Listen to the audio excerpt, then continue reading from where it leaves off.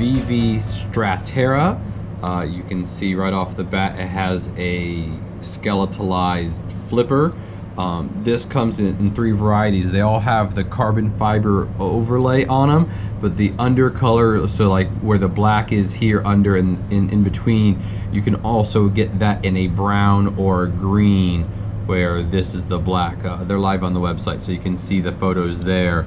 And again, like all the Civivis, the action on this thing is amazing. Absolutely no wrist involved for the flickability of that.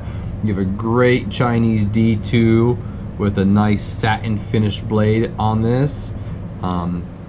Still with the gold anodized stainless steel or gold coated, and inside there is super skeletalized, so this thing is super lightweight. They used a titanium pocket clip on it with the carbon fiber G10 laminate, which is where you get the color from underneath with it. And there you have it, the Statera. Check the website for current pricing. Enjoy.